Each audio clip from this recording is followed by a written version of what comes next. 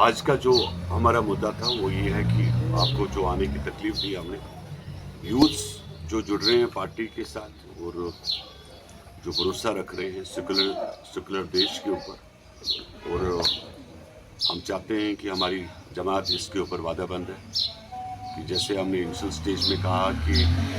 Stone پیلٹرز کی رہائی، ہم نے کہا ان کی کیس کو ریموو کرنے کی بات کی، اور میں آپ لوگوں کو جانکاری دینا چاہتا ہوں کہ آلموسٹ 600 سے 700 بچوں کا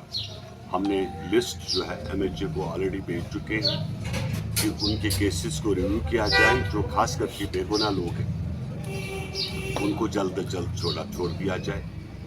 جو باہر کے جیلوں میں لوگ ہیں، اور بیکاز آپ جانتے ہو کہ کافی ایسے لوگ بھی پکڑے گئے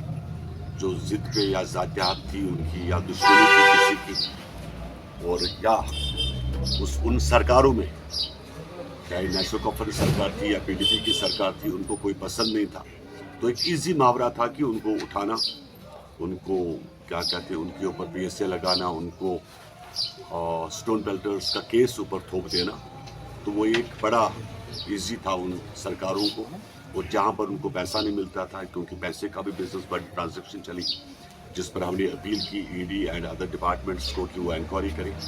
کہ کافی سارے اس میں جو ایکس منسٹرز ہیں اور ایکس پولیس آفیسرز ہیں کہ ان کی پراپرٹیاں، اب تو وہ ریٹائر بھی ہوئے ہیں، ان کی پراپرٹیاں کہاں سے آئی کہاں بنی، اور اس کے اوپر جو ہے ہماری جماعت پوری پارٹی دلی میں جموں کشمیر کے اندر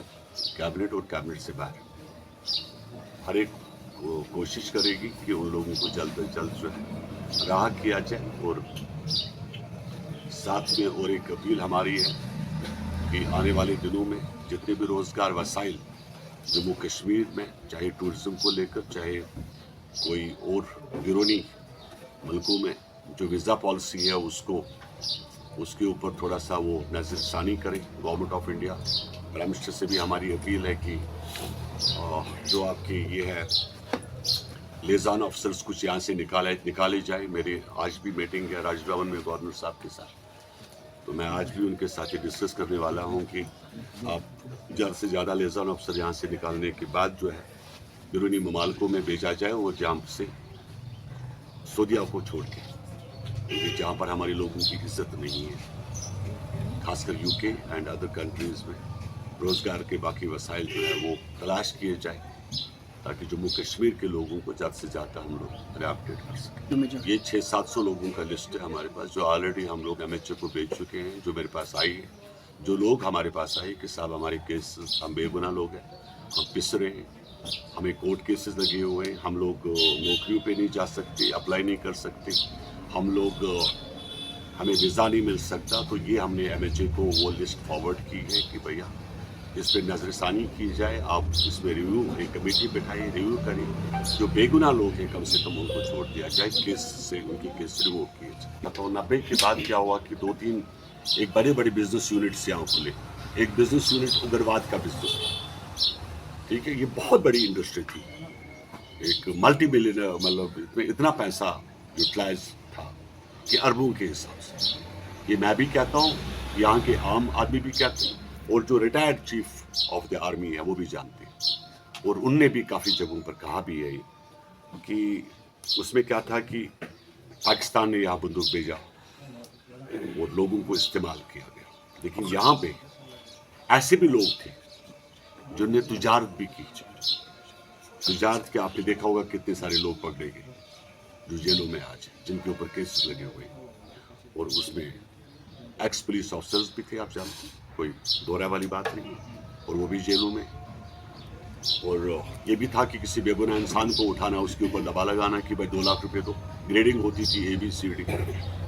اے کا مطلب 2 لاکھ، بی کا مطلب لاکھ، CNT، جو یہ بٹیا سوئی کھٹیا، آپ بھی جانتے ہیں، میں بھی جانتا ہوں، آپ آتے بھی جانتے ہیں، اور اس کے بعد جو بزنس ہوا، پھر 96 میں سرکار بنی، ڈاکٹر صاحب فاروق صاحب آئی، جو نے سنٹور میں اس وقت رویا، اگر آپ کو یاد ہوگا کہ میرے سے غلطیاں ہوئی، اب دوبارہ نہیں ہوگا، تو انہوں نے اور ایک انڈسٹری، اس کو بولتے تھے سٹون بیلٹنگ کی انڈسٹری، ان بچوں کو 500 روپے بھی دیا جاتا تھا، اور ان بچوں کے اوپر کیسز بھی لگائے جاتے تھے۔ That was a youth mass of Jammu and Kashmir جن کو استعمال کیا گیا، اور کچھ اس میں جیسے بے گناہ لوگ بھی تھے، कि देखा कोई पैसा वाला आदमी है, चल भाई शाम को पहुंच जाओ। उससे मिनिस्ट्री की कॉन्स्टिट्यूंसी रहती थी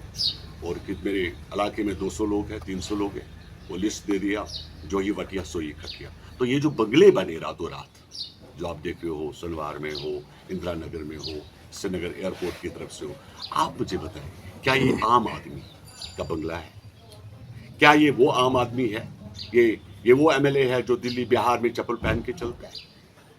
जिसके पास गाड़ी घोड़ा नहीं है? क्या आप मान सकते हो कोई भी आदमी, मैं किसी पॉलिटिकल पार्टी को कि कोई मेरे कोई पर्सनल इंटरेस्ट नहीं है, लेकिन बताए जरा ये पैसा आया कहां से? रास्ते कौन से थे? क्या पाकिस्तान का रास्ता था? क्या दुबई का रास्ता था? वाया करके कहां से पैसा आया और कौन कौन से खजाने में जमा हुआ? और इतनी कसीर तादाद में जो रुपया आया, आप कैसे मान सकते हो कि एक एसएचओ जो एक 80,000 70,000 रुपए जो तनख्वाह लेता है, वो रातों रात जो है 20-20 करोड़ का मकान बनाता है? कहां से हुआ? तो इसके ऊपर जो एक कमीशन की जरूरत है, और यही एनडीए सरकार है, 0.3 गवर्नमेंट है, और इसी के हम लोग हिस्सेदार हैं। जो लोग जिन्होंने पैसा कसा, तो क्यों किसी को बख्शा जाए भाई? कानून जो है, जो हमारा कानून है, संविधान तो सब लोगों के लिए है, उसमें पुलिस वाला हो, आम आदमी हो, सिपाही हो भाई, उसमें क्यों ना कोई शिप चलाने वाला हो, जहाज उड़ाने वाला हो, कानून हर एक के लिए। ऐसा खा रही मुफ्ती है मोहम्मद तो वो सईद कश्मीर साहब को से देना जाकर चाहिए। कब्र में पूछे, वो मरहूम बेचारे नहीं रहे, अल्लाह ताला उनको जन्नत फिरदौस नसीब करे। He was the home minister of the country. इसी जनता दल ने होम मिनिस्टर बनाया था। देश में कहीं से नहीं जीतता था ये आदमी, तो जेडीयू ने जो है मैंडेट दिया, साइन करके दिया दिल्ली में। जाकर पूछे बेटी से, मैं झूठ बोलता हूं तो पहली दफा हिंदुस्तान से जीत कर आए, देश के तख्त पे जो है देश का गृह मंत्री बनाया गया। तब कहां था? तब क्या प्रॉब्लम? अब उसने किया, इसने किया, इसने किया, ये उनकी बात क्यों माने? वो लोग कौन? सरकार। अभी आप देखिए, अभी पहले मैं नौजवानों की बात करूं, पहले रोटी तो दो बच्चों को जो डिप्रेशन के शिकार हो रहे